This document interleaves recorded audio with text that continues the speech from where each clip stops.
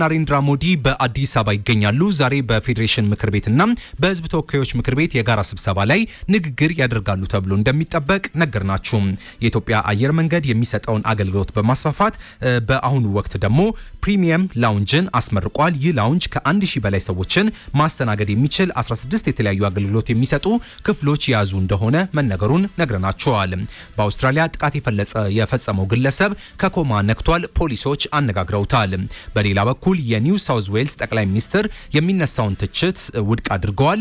የአካባቢው ፖሊሶች በተለይም ጥቃት ሲፈጸም መከላከል አልቻሉም፣ ምላሻቸው አዝጋሚ ነበረ በሚል የተነሳውን ትችት ይህ በፍጹም ሐሰት ነው፣ የፖሊስ መኮንኖቹም በጀግንነትና በቅንነት እርምጃ ወስደዋል፣ አይሁዳውያኑን ለመጠበቅ ጥረት አድርጓል፣ የተጎዱ የቆሰሉ 2 ፖሊሶች አሉ ሲሉ ክሪስ ሚኒስ ተናግረዋል። ነገር ግን ሌሎች ይህንን ተችተዋል። ፖሊሶቹ በጣም ቀርፋፋ ነበሩ መባሉን ነግረናቸዋል።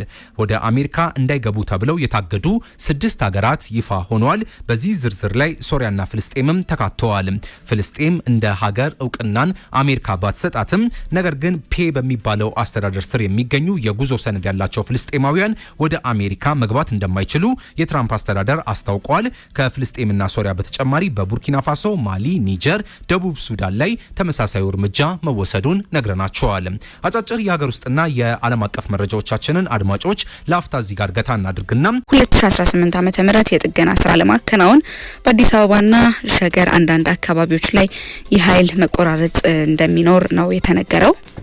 ከጠዋቱ 2 ሰዓት ከ30 እስከ 9 ሰዓት ከ30 በከብት እርባታ በሁለት ኢንዱስትሪ መንደር በፕሮጀክት 13 አራብሳ በለገጣፎ በሲዲሲ በኮሰሮ እንዲሁም በለገዳዲ በ44 ማዞሪያ በኤሞሌስ ፋብሪካ በካሰዴ በጣፎ በሰንዳፋ ጫፍ በሱሉልታ ቆዳ ፋብሪካ ኮሶበር በአቢሲኒያ ሲሚንቶ በሞሎ በአያት ለገጣፎ ሰብስቴሽን ፊት ለፊት ያሉ የጋራ መኖሪያ ቤቶች በድሬክ አስፋልት በታች በጉዳ በኬላ በጉዮ ታጠቅ ኢንዱስትሪ መንደር በከፊል በቶልቻና አካባቢው ላይ የኃይል አቅርቦት ስለሚኖር የናውቀው ደንበኞች ከወዲሁ ትብብራቸውን እንዲያደርጉና ዝግጅት ጥቆማ ማቅረቢያ በቀረቡት ጥቆሞች መሰረት በ5 ወራት እርምጃ ከተወሰደባቸው ሰራተኞች መካከል 10 የጽሁፍ 37 የደሞዝ 2 ከቦታ ማንሳት 5 ስንብት በድምሩ በ54 ኃላፊዎችና ሰራተኞች ላይ እርምጃ ወስጃለሁ ሲል የኢትዮጵያ ኤሌክትሪክ አገልግሎት ማስታወቁ ከተሰሙ ጉዳዮች መካከል አንዱ ነው። ሌላኛው ጉዳያችን ደግሞ በህገወጥ መልኩ ሲንቀሳቀስ የነበረ ነዳጅ በቁጥጥር ስር ውሏል። በሲዚ ከተማ አስተዳደር በህገወጥ መልኩ ሲንቀሳቀስ የነበረ 788 ሊትር በላይ ናፍጣ በቁጥጥር ስር ውሏል። መነሻው በውል ያልታወቀ ይኸው ከ788 ሊትር በላይ ነዳጅ በህገወጥ መንገድ በጀሪካንና በበርሜል ሲጓጓዝ ከህብረተሰቡ በደረሰ ጥቆማ መሰረት መያዙን የደቡብ ምዕራብ ኢትዮጵያ ህዝቦች ክልል ፖሊስ ኮሚሽን የህዝብ ግንኙነትና ኮሚኒኬሽን ዳይሬክተር ኢንስፔክተር ደጀኔ አሰፋ ከብስራት ራዲዮ ጋር በነበራቸው ቆይታ መናገራቸውን የሳምራይት ስዩም ዘገባ ያሳያል።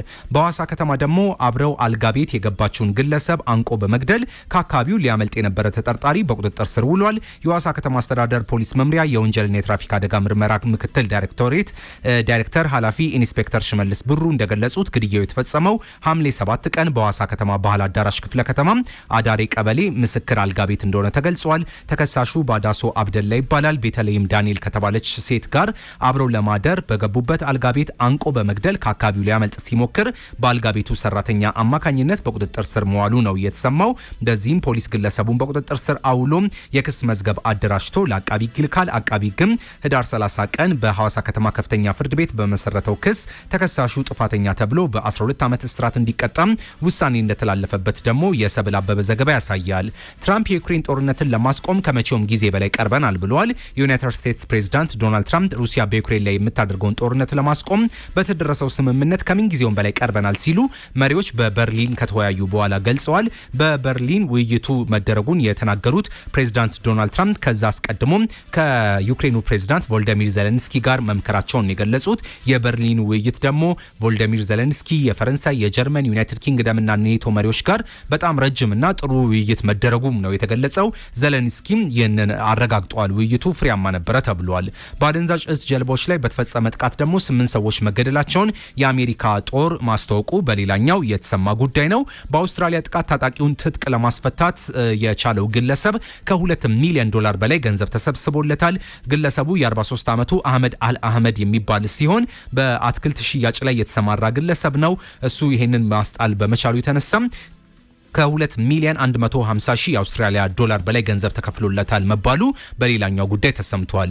ለመክታት ካምቦዲያ በቅድሚያ የተኩስ አቁም ታድርግልኛለች። ታይላንድ ጎረቤት ካምቦዲያን በወራሪነት መክሰሷን አልጀዚራ ጽፏል። ሁለቱ ሀገሮች በመካከላቸው ላገረሸው ግጭት እርስ በርስ አንቺ ነሽ ሲባባሉ መቆየታቸው ተነግሯል። ታይላንድና ካምቦዲያ ዳግም ወደ ግጭት የገቡት የሀገሮቹ መሪዎች በአሜሪካው ፕሬዝዳንት ዶናልድ ትራምፕ አቀራራቢነት በኳላላምፑር ማሌዥያ የሰላም ስምምነት በፈረሙ ወር ባልሞላ ጊዜ ነው። ያኔ ትራምፕ በቃ ሰላም ወርዷል ሲሉ ተናግረው ነበር። ሁለቱ ሀገሮች ወደ ሰላም ስምምነታቸው እንዲመለሱ አሜሪካ እያስጠነቀቀቻቸው ነው። ሆኖም የወሰን ተሻጋሪ ግጭታቸው አድማሱ እየሰፋ መምጣቱ ይነገራል። ከሁለቱም ሀገሮች በኩል ከ800 ሺህ በላይ የወሰን አካባቢ ነዋሪዎች ለመፈናቀል ተዳርገዋል ተብሏል።